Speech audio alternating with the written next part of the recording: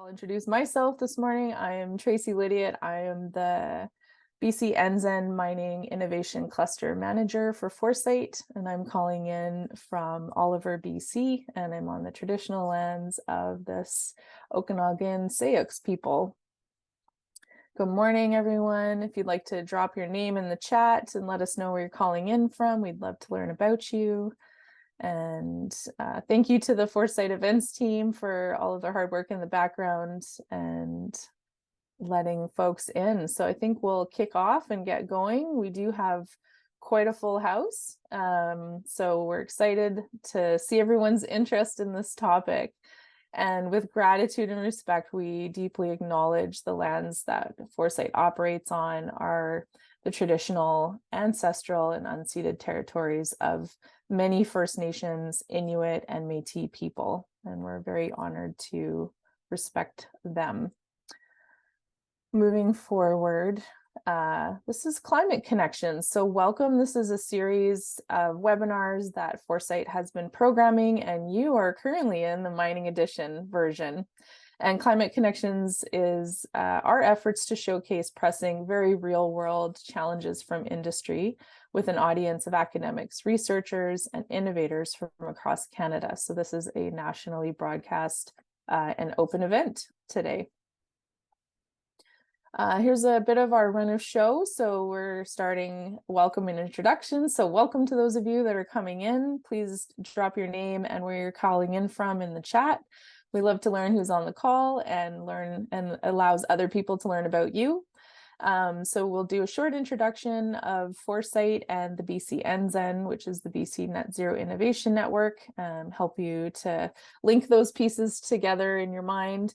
And then we'll be hearing from Flynn McCarthy, who's the principal of Sassine, and he's waving, and we'll be talking about the future of sustainable mining and what it'll take to decarbonize for about half an hour, and then we'll have a 20-minute moderated Q&A, and then a few minutes left over for closing remarks. We've got some interesting events coming up that we'd like to share with you at the end. So our goal at Foresight is it's a BHAG, it's very hairy and audacious. It's to make Canada the first G7 country to reach net zero emissions. And to do that, we're looking at accelerating this transition. We need to really rapidly launch, commercialize, and scale up climate solutions. So with the support of what we refer to as our Helix 5 partners, we work with innovators, industry, investors, government, and academic partners to achieve this. And we are relentlessly driving clean tech innovation in Canada. That's our North Star. And to do this, we have a bunch of different ways that we accomplish this. So we look at accelerator program. We provide acceleration programs. So we have proven, very successful programs available right across Canada in different clusters and themes. We also are very open to working with industry partners to create innovation challenges. Heather is here in the lead for that on our team. And this is a problem-driven approach to solving industry challenges where we work with industry partners to find solutions. We also work in capital attraction. So we have program and matchmaking funding for innovators at many different stages. We work with export development to understand market intelligence, industry roadmaps, data, and create events that link all of these Helix 5 together under how do we get Canada on the world stage. And also one of the things that I'm very focused on my team is ecosystem building. So we believe the more collaborative and diverse our networks are, the more leverage and acceleration we can create. So the BC Enzen is a BC-focused team within Foresight. And our vision is to enable BC and Canada to reach the 40% GHG reduction target by 2030. And so we do this by looking for projects and clean technologies and offering program to accelerate them, link them with industry partners, find pilot projects, help them understand and develop market intelligence, business plans, and work together within the different clusters to find cross-cluster collaborative opportunities. And the BC Enzen has 4 clusters of priority. You're in the mining one right now. We have water, forest bioeconomy, and transportation. And our missions, in more detail, are to drive technology adoption.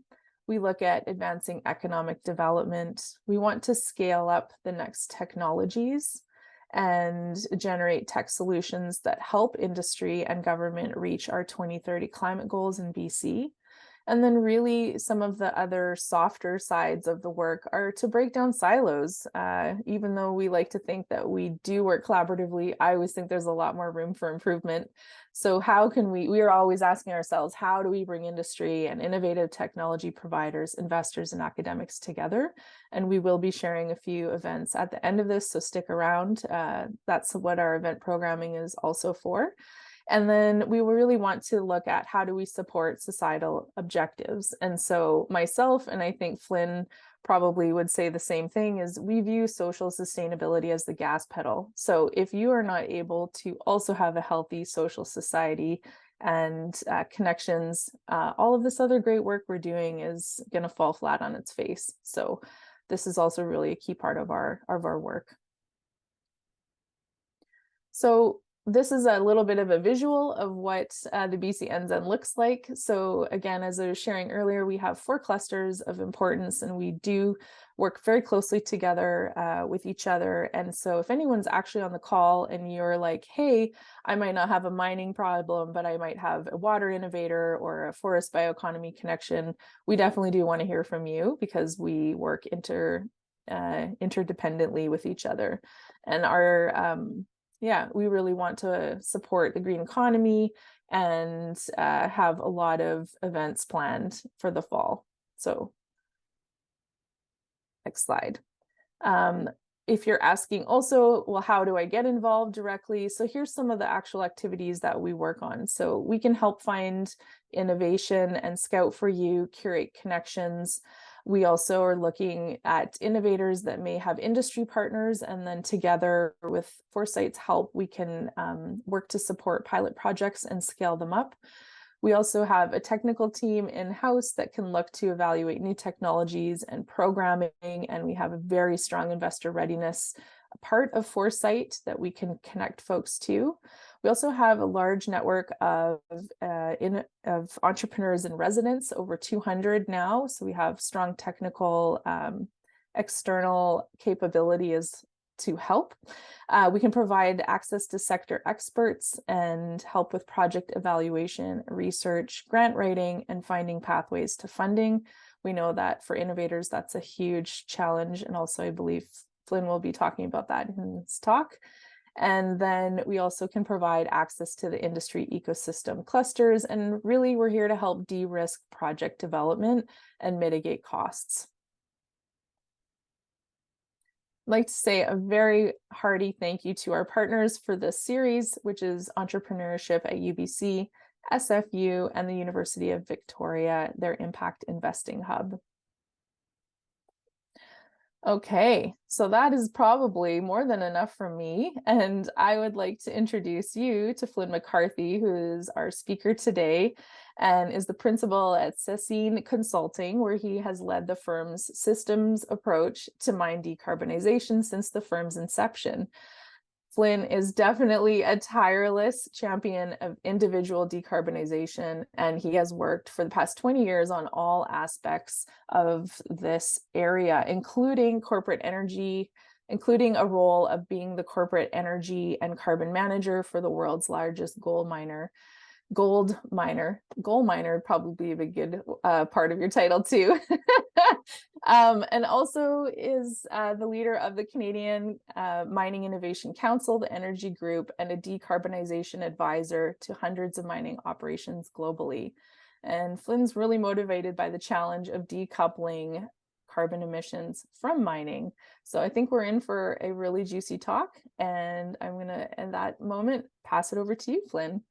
No pressure. Thanks, Tracy. Yeah, I'll try to keep it as juicy as I can. It is about mining and decarbonization, a bit of a, in some cases, dry topic. So, yeah. So, pleasure to meet you all. I'm actually in the traditional lands of the Tla'amin First Nation. And fun fact, they celebrate independence April 5th. I just learned that yesterday. Hoping to hoping to celebrate with them. And today I'm going to talk a little bit about just the sort of challenges and opportunities around mine decarbonization, pretty high level, but basically what are the big ticket needs to try to help decarbonize mining operations. We've looked at it, like I said, or like Tracy said, for around 15 years, looking at decarbonizing mining operations and implementing technologies, also kind of operational changes and mine planning changes. So trying to take a broad perspective on what it will take to decarbonize mining. As the title indicates, that it isn't easy. So we'll dig into some of that right now. Do you want to just change the slide there? And that really, kind of the challenge is it's pretty big. Mining is really environmentally intensive. A lot of water, a lot of energy, and typically, remote. So it can be remote, but also high energy density requirements. So the unfortunate nature of that means that it's high carbon intensive. It's the second most carbon intensive industry in the world. And it really has a big challenge because the second bullet point there, direct customers aren't really willing to pay for a green premium for metals. And what that means is direct customers, so metals sell to a global market for metals. And those customers are typically places that treat that ore or the concentrate, or I guess there's some specifics, like maybe direct customers of gold, for example, but they're still not really willing to pay a green premium for metals. Metals go through a lot of refinements before they end up in your products, like your iPhone and things like that. They really so that long supply chain means that there's a big disconnect from that kind of the traditional buyer to those folks that are actually producing that metal. And that is a big one to try to there's really not a kind of, there's a couple examples of aluminum, for example, and some others that sort of get a green premium for their metals, but not a lot of examples because of that big long supply chain. So tricky to promote yourself as a green producer of metals. The next one bullet point that's important to kind of note here is that the mines are actually becoming more carbon intensive, not less. They're more energy intensive. The grade of typical mines is declining. They're becoming further away from typical grids and things like that. They're more remote. We're trying to mine ore deposits that haven't, not necessarily the easiest to mine. We've mined the easiest ones first. The grades are lower too. Need to move way more tonnage to try to get the same amount of metal. So that's a big push in the wrong direction, unfortunately. And especially with the remote nature of it, if you're mining up in the Northwest Territories or the Nunavut, for example, really long supply chain to try to get your energy to that operation. Also a lot of complexity there associated with being really cold and windy and all these other constraints. So a pretty risky activity. Mining is becoming, I think, maybe even more risky. Miners have to be pretty risk averse to try to manage those risks. There's a lot on the environmental and social risk side. We've seen even for decarbonization opportunities, those environmental risks have a pretty big impact. Putting things like wind turbines into northern community or to places like Nunavut are challenging. There's geological risks. Will the wind turbines stay up? But then also caribou migration routes and other environmental impacts that need to be addressed. So it's not these are remote locations, environmentally sensitive locations. So difficult to put mines in to begin with. And then really difficult to put mines in with really big footprints, things like large solar arrays and things like that. Other risks are commodity cycle is short. We see metal prices changing pretty readily on the basis of, especially things like critical minerals can change quickly. And so mining operations have become sort of shorter to sort of hit this commodity cycle window opportunity, sort of mine fast, get it all out of the ground while you know that the price is going to be good. Geology is getting more complex, like we talked about, the it's not exactly given that you're going to get the same metal out of the ground that you anticipate. So you're anticipating that it's there, but it's not always there. So that's a big risk they have to mitigate. Also, things like water needs. We're seeing climate change impacts to mining being pretty considerable. For remote arid regions, if you don't have access to water, you can't process your ore. So this is a pretty big impact for those drought regions. And then remote access and these long supply chains, like I said, things like climate change are actually really impacting things like ice roads, for example, or those types of flooding and situations like that. Getting access to the mines is becoming more and more challenging. So one of the big issues or challenges with decarbonizing is we can't make mining any more risky than it already is. It's quite a risky business.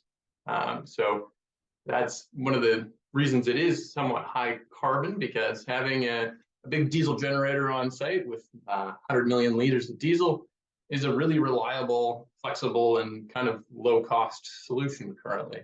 And also having a short mine life is also relatively simple and easy too. So trying to match decarbonization opportunities up with a short mine life that needs to be reliable, flexible, and low cost is basically the biggest challenge, I think, in general. So hopefully I haven't turned everybody off on the reason to decarbonize.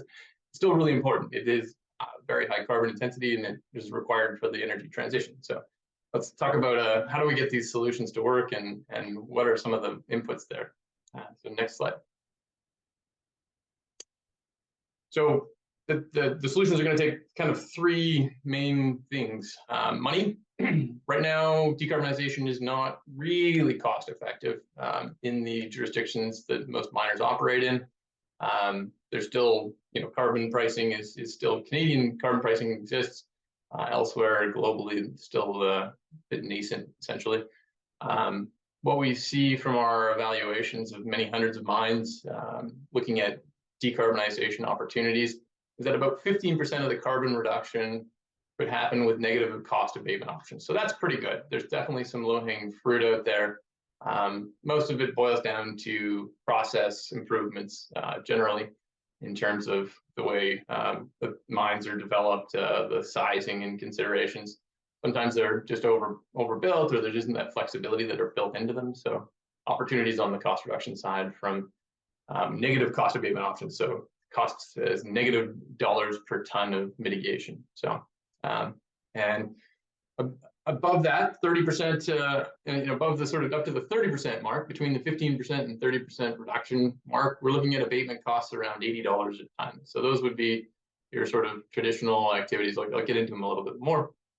And then to get over that 30%, it's an exponential increase in the cost per ton of abatement. So really expensive to bring mitigation costs into those mining operations. So money is a critical one. And as you can see, the carbon cost in Canada doesn't quite meet the 30% reduction, above that 30% reduction. So we need the carbon cost. As the carbon cost comes up, obviously more abatement will be realized as economical. But currently, it's uneconomical to mitigate at current operations. So there's some existing opportunities that can be realized relatively that meet the sort of flexibility, reliability aspects. But for the most part, there's going to be a premium that's paid to do that. And as we talked about before, there isn't a premium on your product. You're really doing it for other reasons: investors, pressure on stakeholders like the public, and just reduction as a corporate target. So, and miners have been active in evaluating that, and understanding that, and developing that. So they are taking actions, especially on that first 15% that make them money. You also need time. Now, this is a really big challenge, is that mining operations are being designed today that go into implementation in 2030. So if you're incorporating technologies or decarbonization opportunities into those mines, you need to start now. The easiest place to put them in is in the design phase. Having that design phase incorporate those technologies is imperative. It's much more expensive to do it at the operational level. I'll get into that a little bit more. But basically, the integration of technology has to happen at the design phase. And that happens really early on that down selection of technologies happens very early on, because you need to do a few things. Environmental approvals need to be approved, and so to get that environmental approval, you need to have a pretty well-defined project. You can't have new technology sort of showing up later on. Also, investors really want to know exactly what you're going to build, how long it's going to operate for, and how much NPV that project will have. So those kind of time considerations are imperative, and one of the challenges really we can get into a little bit later on that. The other is flexibility. These risks we talked about before, a lot of it's based on the need to have flexibility, because the ore body isn't necessarily fully defined and the mine plans need to change. Having inflexible designs can be a pretty big challenge for a mining operation. Unfortunately, having that flexibility is important. The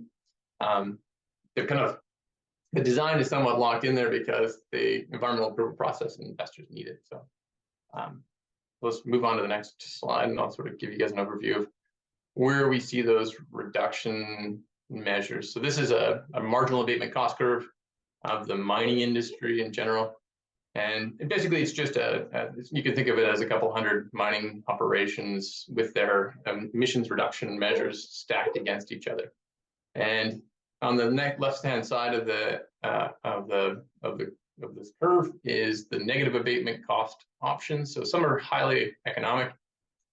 This curve kind of shows that 15% is in that sort of negative abatement cost options. Actually shows a little bit more, but relatively, that's what we're seeing is about 15%. So this is a bit skewed because this is just the economic opportunities. So the middle portion is the potentially economic measures. So those are things that right now are a bit like they break even effectively.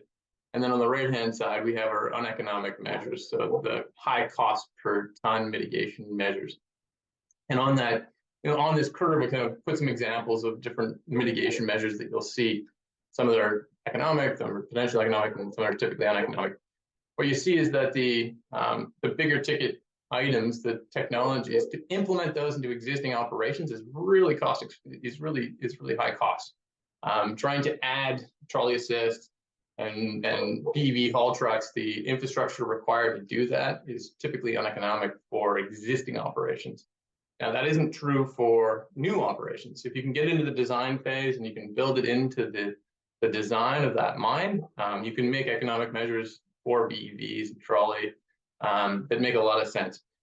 Hydrogen, still some questions around how to make that economic. There's hasn't been too many mines that have cropped up with an overabundance of electricity for electrolysis that would make hydrogen viable. But it's definitely an option that is being looked at for a variety of different mining operations. The potentially economic measures, that's where we need to start getting those into the mine design early. I think things like ore sorting and autonomous haul. I mean, autonomous haul is basically applied readily where it's applicable for larger hauls and larger open pit mines. But some of those other technologies do need to be incorporated. And I think more case studies need to be developed to illustrate the economics of those and the value of those and the opportunity for those. That's where we're still in the sort of sharing the information, sharing the case studies out there. That's still a big requirement. And then the economic measures, those are relatively straightforward. Most folks know about those, and won't talk too much about those. Renewables obviously come into that category and are pretty effective where they're needed. So for off-grid mining operations where you're running diesel and you have good renewable supply or good renewable potential. So let's move on to the next slide. So I've talked about this before a little bit, but this is why it's so challenging getting the technology into the mine plan phase, because as you can see on the top here, we've got exploration, development, early production, full production, and reclamation, all 5 stages essentially. Only one of them has profitability. Only one of them actually makes money. So this is it's largely economic drivers that are the challenge for technology implementation.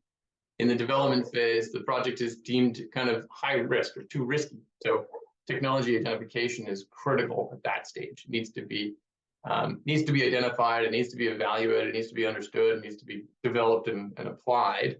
But there's typically not a lot of interest in doing that. They're just trying to get a profitable mine to be designed.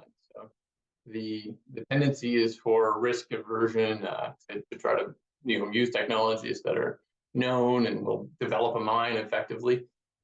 So there's a tendency to sort of be a bit technology averse, not to focus so much on that, but to focus on what's the minimum product that we can get out of this mine. Then as you move on to the technology selection stage in early production, that's where it has to be selected, it has to be down selected, and has to be determined. But we've got no profit still at that stage. So again, that risk aversion is there to kind of make it so that the energy efficiency and improvement projects from a decarbonization perspective are not the focus. They're really let's get to production, let's get started, let's get the mine going. We don't need to try to focus on things that are outside of that core focus. So that's why the technology selection challenge is there. And then technology insertion at production and profitability is when they're so focused on production and profitability that inserting technologies that may rock the boat can be a bit of a challenge. So I think that this is sort of probably why we probably the biggest reason for the challenge in integrating technology into mining is because it's relatively short life where their mine is actually profitable. So getting that technology, whatever it is, even simple things like renewable power, into those operations, you need to start way early in the process development at that kind of exploration and development phase, lock it in at that development phase so that it's in the environmental approval, and then ensure that it's sort of operable in full production. And that tends to be where you get the best, most valuable decarbonization opportunities. That's where the negative abatement cost opportunities come from. And if you can get it early enough, it's great. We've got clients who actively engage that development all the way from the beginning at their exploration stage. And it's incredible to see the reductions. We've just recently had one client indicate about a 45% reduction in greenhouse gas emissions from their original design. And that's because they implemented a lot of different technologies at the early stage. So now when we're still waiting to see when they get to full production, if all those technologies will work, but that's the potential. It's a significant, and that's 45% in greenhouse gas reductions with economical, negative cost abatement mitigation opportunities. So it's a large opportunity. We just have to try to identify how to reduce that risk associated with those technologies and the impact that has on the project. So next slide. So that kind of, I guess, brings me to the lessons learned that technology integration or the decarbonization opportunity integration is really difficult in existing mines. It's a real challenge to change existing mines. You've got existing capital that needs to be replaced. You've got sort of existing workings, you've got existing operations, you've got existing training for those operators on how those operations work. They're profitable, and a lot of times the concept is, well, it's really difficult to integrate that technology into an existing mine. So it's really the design phase is the best place for it, and we have to create open ecosystem for that design phase. We have to create the ability to integrate those technologies into the design phase and help to identify how they will not necessarily increase the risk of a mining operation. And I think in order to do that the best trick we use is really kind of the total value, understanding the total value of that technology, all the way and all the ways that value are created. We've seen with a lot of our clients that have kind of embraced the decarbonization technology in their mine design, much easier process with engagement of basically stakeholders, communities, and things like that want to know how carbon will be reduced for the project and how that will lower the global greenhouse gas emissions and scope 3 emissions associated with metals. They want to, the environmental approval process is currently asking about how decarbonization is impacted too. And that's really a critical piece, is if you can show how you can lower your overall greenhouse gas emissions for a project, that's a great story to tell for your environmental approval process. And I think it should be a requirement. It isn't quite in most jurisdictions to sort of illustrate how you've met the minimum greenhouse gas emissions. But I think it should be. Into the future, I think we will have approvals based on how carbon intensive is your mining operation. So integrating the technology and showing how you've made that reduction is an incredibly important aspect. So that's one of the other aspects that I'd like to talk about is really that how that technology also kind of can create other additional value for you can improve your cutoff grade, it can improve your ore body, the safety of your operations, all these other aspects that maybe aren't necessarily totally baked in when folks evaluate that technology need to be determined. And there's a lot. I mean, new technologies have the ability, like underground electrification is a great example. We've got trucks in the underground that don't emit any emissions. So the workplace health and safety is a lot better. There's low noise, there's less dust, other aspects like that, less heat, less PM 2.5. So the value of electric equipment underground doesn't necessarily take into that consideration of those safety values that are benefits. And I think that's one maybe where the technology providers and technology integrators can do a much better job of understanding all the ways that value can be created from those solutions. And I think we're maybe needing to understand too that these decarbonization technologies are not just competing on economics. It's also on you've got to kind of still have the same flexibility, reliability, upgradability, and scalability of a lot of the high carbon options, which is really hard to compete with. Those options have, they're tried and true. Miners are very committed to them. They understand them. They work with them daily. They understand how they'll work in a consistent manner on all different kinds of conditions. So having that clarity and giving the fact that your technology or however you want to plan to decarbonize these mining operations, it needs to illustrate how you're going to compete on that same basis. So that's sort of a big lesson learned from my understanding is bringing that full picture to the table to say, here's why this won't make your mine more risky than it already is. So that's a bit of the overview. I think it's more important to kind of talk questions and answers. So I'd love to turn it over to the group for that discussion, if possible.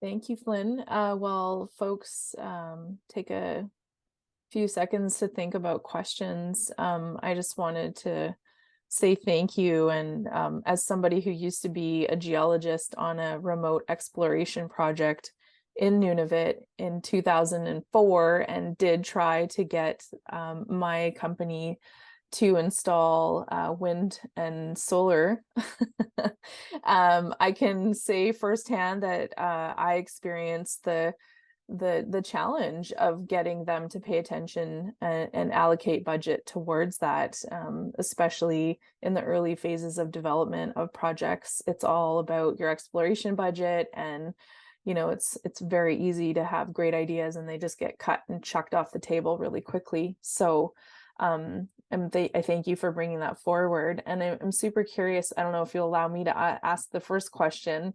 In those types of situations, you brought up external pressure. So we are seeing people starting to crawl up their supply chain, and our activities are other manufacturers' scope 3 emissions. So do you feel like there's key characteristics and mindset that has to happen inside a company, or do you think that also there's like this external pressure that's starting to build? And what do you think will allow that technology adoption to happen earlier on? Yeah, that pressure is definitely being felt. I think the just identifying climate risks, identifying the carbon intensity of different metal producers, the fact that investors are giving weightings to the benefits of lower carbon producers. It doesn't take much to see a pretty big transition happening where your product does get a premium, or at least your share price gets a premium for ensuring that you're meeting those requirements, that you are a low carbon producer. So a lot of money companies are really trying to understand what is their carbon intensity into the future. They're trying to understand, how do I lower that? How do I plan to lower that? So they're looking at, I think, more, in the early days here, it's been more about how do I identify low carbon producing new mining projects? What's gonna, so that's good. Unfortunately, high grade gold mines that are close to renewable power supply aren't necessarily in abundance. So that is one of the challenges, is that we're actually going the opposite direction that we talked about. So the mining companies are really well aware of it and are kind of positioning themselves to lower their carbon intensity. I think where the rubber meets the road is still maybe not translating all the way down to that lower level of operational changes. So, the exploration camps like you're talking about, the reliability of diesel generators and simplicity of them are still, okay, well, that's, but I think you're right. It needs to kind of be all pervasive. It has to be in the exploration camp as well, as not just the big shiny kind of production facility, but also all aspects. Well, in the life cycle, thank you for that. And in the life cycle of mining, that would be the holy grail of having an exploration project on renewable energy. So thank you for your answer. I see, Jesse, you have your hand up. Would you like to ask a question? Yeah, sure. Hey, Flynn. Hey, Good to Jenny. see you again. I really enjoyed your points around flexibility and like the importance of flexibility, because mines are highly unpredictable and you need to be able to change quickly. And I also think the importance of mine life is often understated, and how, yeah, if you have a 10-year project, like, it doesn't make sense necessarily to invest in huge capital projects like wind and solar and whatnot. And so, just by process of elimination, like, hydrocarbon fuels end up being the default. So I'm curious what mining companies are looking at in terms of alternative fuels, to diesel, like say renewable diesel or others, and what the interest is on that front. Yeah, well, I think the fact that renewable diesel is a drop-in fuel replacement makes it really easy for miners to adopt. That's what they're looking for, as a first step, certainly. And I mean, obviously, it has a really big part to play. I guess the question is really future availability and costs are the big question. How does things like the low carbon fuel standard in BC and the Canadian fuel, so how are those going to impact fuel prices on renewables? They're so price sensitive. Energy is the second largest cost in a mining operation. So if we've got a potential for a significant premium on that because we're making commitments to renewable diesel, that tends to be one of the sticking points, is really what's that future price forecast. I think if they could lock in for that 10-year mine life with a renewable diesel contract, they would be more than happy to do that. So that's and yeah, and then I think the other one too is really around the volatility of renewable fuels. So they're understanding that, okay, well, it's all about feedstock and ability to access a consistent feedstock. And if we've got drought conditions impact our fuel price considerably, that's a big risk that they're starting to look at. So but yeah, they're taking it really seriously, Jesse. It's an important decarbonization lever, because right now in a lot of jurisdictions, renewable diesel is at par or a little bit more expensive than regular diesel. So it's an option. It's really easy for them to implement. Right. Yeah.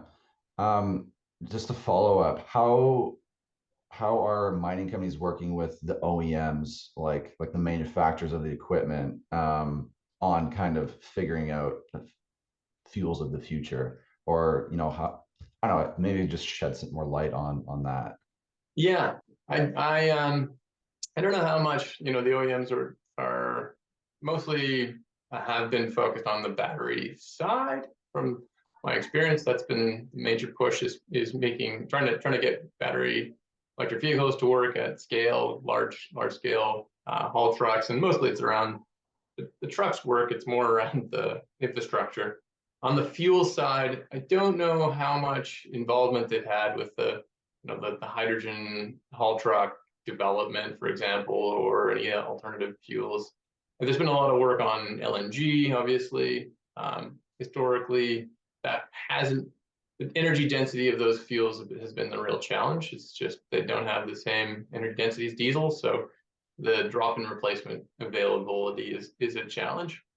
So that's where I think renewable diesel is perfectly suited, because it still has the same energy, or a little less energy density as regular diesel, and so it's kind of first and foremost. I think in terms of other fuels, other bio-based fuels and things like that, there's always been an interest, but it's more, when the OEM says yes, and when the price says yes, then I'll implement it.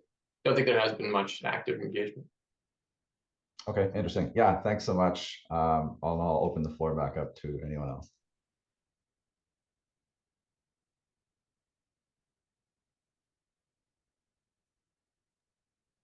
Thanks, Jesse. I think that's a great point too. It's the push and the pull of the market that you're identifying. And yeah, I heard Flynn say de-risk a lot. So hopefully that's where we can play a little bit of a role as well, working with innovators and academics to help create those markets. So, okay, Kevin, I see your hand up. Would you like to go next? Yeah, hi. Thanks, Flynn. And thanks, Tracy. Just wondering, with the reliance on diesel power generation, is that to supplement a grid connection, or are some of these sites just unable to get a connection to the grid? I'm just curious why there's such reliance on diesel power generation. Yeah, we're moving to more and more remote mines. And even mines that are on the grid, they have such a high load, right? The 60, 70 megawatts for the mill capacity.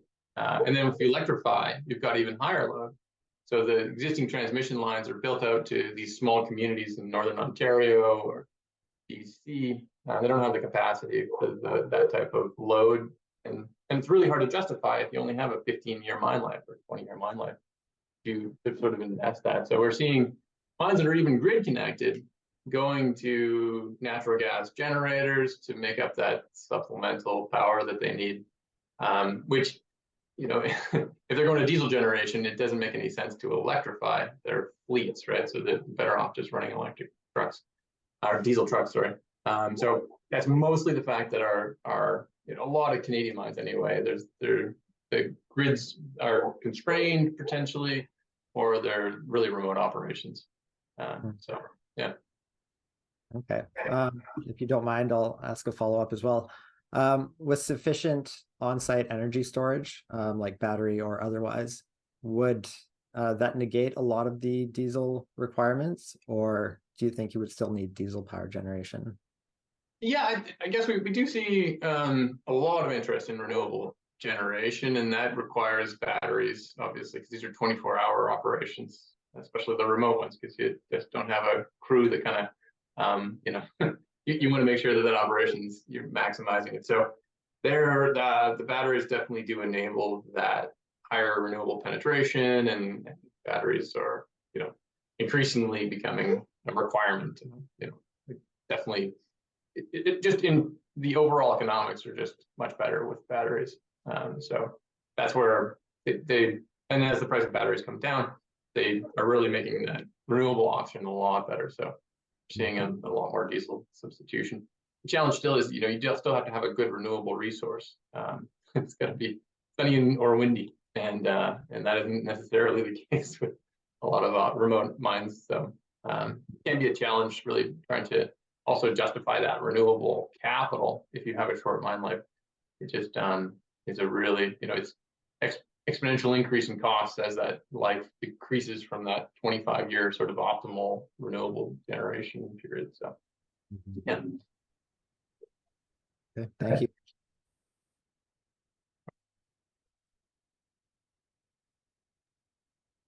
Thank you, Kevin. Does anyone else have, I know I have a few questions, but I want to make room for everyone's voice. So is there any other questions? We've got another at least good 8 minutes to pick Flynn's brain.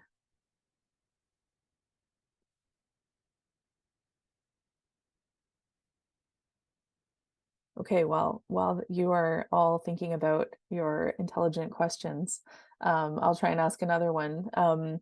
I am curious, Flynn, I think I'm going to be the person of extremes. So I was asking you about the exploration end of this pipeline, and maybe on the other side of the coin, it might be interesting to have a short chat about what kind of gaps that we see between the lab and academic level and implementation on a mine site, and what kind of bridges do we need to build to help that end of this spectrum? And do you have suggestions of what would be helpful for the adoption from their perspective? Yeah, well, I think from a mining perspective, it's about seeing is believing in a large case. So it's got to be implemented, and you have to. So I think one of the challenges though is that a lot of the times, I can think back to the early days when we did electric vehicles underground and the pilots and the testing. It was good, it worked, but it wasn't really comprehensive in terms of understanding how that electric equipment impacted the entire underground development and where all the benefits were. I talked to you a little bit before about understanding all the value that the technology brings. And that's one thing we didn't do a good job of. We didn't understand the sort of operational benefits, the sort of just aspects that maybe could have been identified in that early phase, that early pilot phase, that would have allowed the adoption of underground electric equipment so much faster. I think if we were to have a bit more comprehensive evaluations, a bit better perspective, and bring that information to light for the entire industry, that would have really sped things up. We kind of, I had one of the pilots we did for an electric scoop. I asked the site team, what happened to the electric scoop, and they couldn't tell me where it went. We don't even know if we're still using it or not. So, so that's kind of the amount of the challenge is really that laboratory and the technology development has to start with that real world experience right from the get-go. So they're trying to address those constraints and those requirements sort of early on and sort of show how it integrates well into the system, sort of not just make it in your laboratory, but bring it to the operations and have them sort of help you develop it, co-develop that technology. Oh, that's so interesting. I was actually recently asked to contribute to a panel about education and clean tech. And I think it kind of is adjacent, but also so interlinked. And one of the things I think that, well, I'm curious also what you think about co-op projects, like, because of what I'm hearing you is maybe there's a separation, too much of a separation between actual operations and academic groups or lab groups. And so what do you think would be a great solution to bridge that gap? Do we need more co-op programs?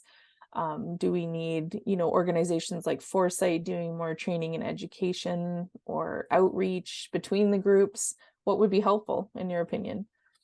Yeah, I think getting that knowledge out there is critical. So, whether it's co-ops or just there's a whole mess of different ways you can communicate the technologies and the value that they bring to mining operations. And I think, it's interesting working in different industries. I work across industry now. The different industries do that collaboration better. There's really, communicate those opportunities better. the technologies are defined and evaluated and understood a little bit better and communicated across the across the industry.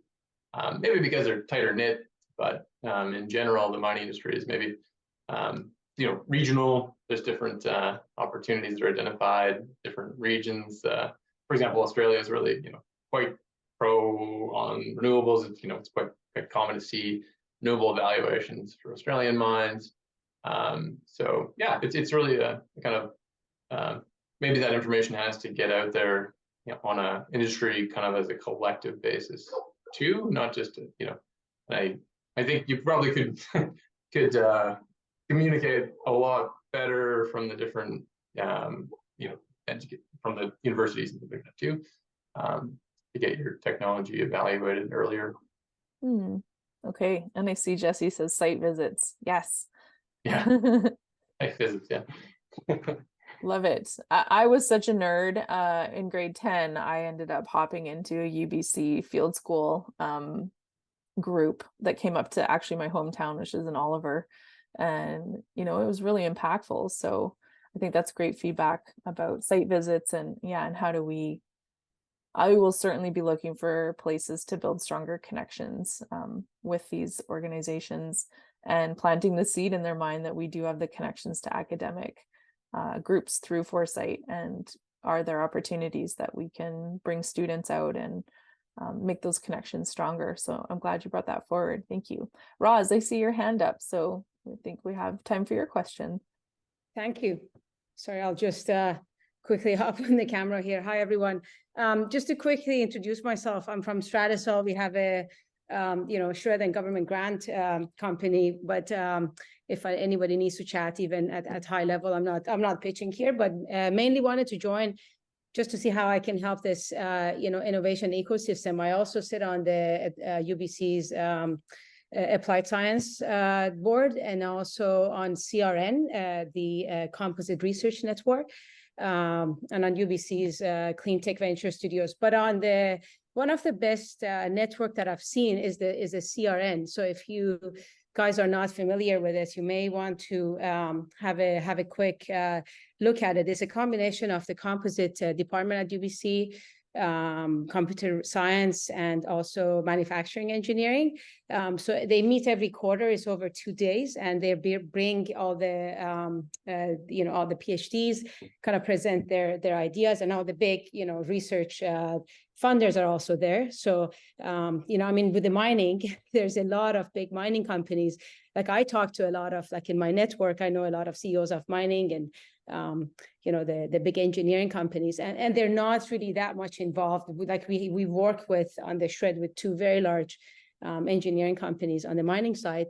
They're not really plugged in with the startups. So it's just like anything we can do to bring them all together, that would be great. And one of the best network and groups that I've seen is that CRN group. So I think I'm just going to take that to the next applied science meeting I have on November 1st with the advisory group at UBC to see if we can create these subgroups within different departments and bringing, because it's just sort of a bit of cross training right now, right, between different programs. So you need the computer science, you need manufacturing, you need to bring them all together. But with mining, it's such a long life cycle that you need to do this much earlier than other projects, because by the time the mine is, you said 2030, like it's just that's being even on the conservative side, right? So how long the whole development side takes. Anyway, just kind of throwing a few random ideas out there, but just learning from some of the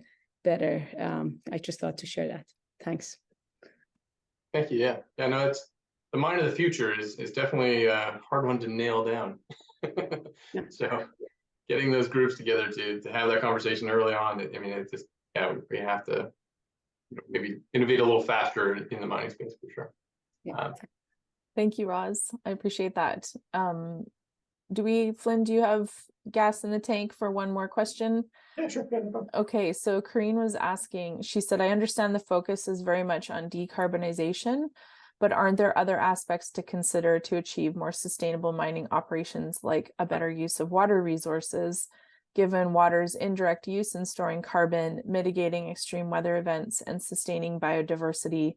Are there efforts being made in that area? And is there interest for best practices in water management?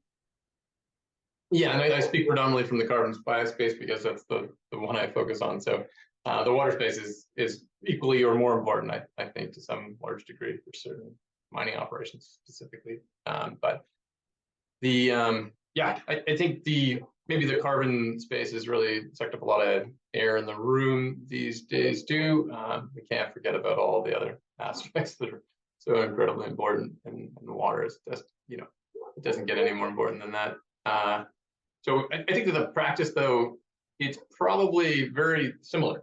I think the implementation of it was with Newmont Goldcorp, that the water side really emulated the energy and carbon side well. It's the same sort of changes, the technology changes, the treatment changes, the thinking about the water as a really important commodity that needs to be conserved and minimized. I mean, yeah, stuff's in things like, you know, can you dry grind or just minimize the amount of water at some part of that stage?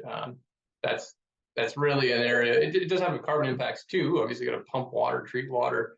There's a lot of chemicals and reagents that are needed to process, treat water. So all of them have carbon impacts too. I think drawing those out, it's really analogous. I don't think we could have the same talk about water. So, and I think we should definitely do it. Just not me, because I'll screw it up. But, well, I appreciate you broaching the topic, and especially if you're, excuse me, my throat's really sore this morning, really focused on decarb. And this is a place where I constantly get my feathers ruffled too, Corinne. So it isn't just about decarbonization. Sustainable mining is a very multifaceted challenge that includes social, lots of water chemistry and water conservation, and also ecosystem management, mine reclamation, dealing with local communities. And it's, you know, it's a very big tapestry that I hope, you know, this is a very important part of it. And also it's a great point to bring forward. And really I see my role with Foresight is to engage with any of you. And I really encourage you to reach out to me because I am really passionate about weaving that tapestry. So I hope, and I did not plant Karine because I wanted to share in our last few minutes. It's a great segue as Astrid is sharing. We are planning an in-person event on November 17th in Vancouver, and it is a Friday, so we're asking you to come out early, but we will supply coffee and treats. And we're doing a mining and water innovation event. So we want to call it Innovation Ignition. So right now we are canvassing our community for water innovators, and you will have the chance to vote if we get enough submissions on the ones that you do want to hear. And they will be pitching their technology, and we'll have a general sort of networking session a little bit after that as well, if you want to stick around past 10. So that's going to be on the 17th of November, and we're just about ready. And I think we may be ready. I'm not sure if Astrid or Nisha can put the registration link, if it is ready, in the chat. So you're welcome to join us for that. And then I think we may have one or two more slides of what's upcoming as well. If we could go to the next slide. So the BC NZEN, as I was sharing, is 4 clusters: water, forest, bioeconomy, transportation, and mining. And we have an open call for solutions.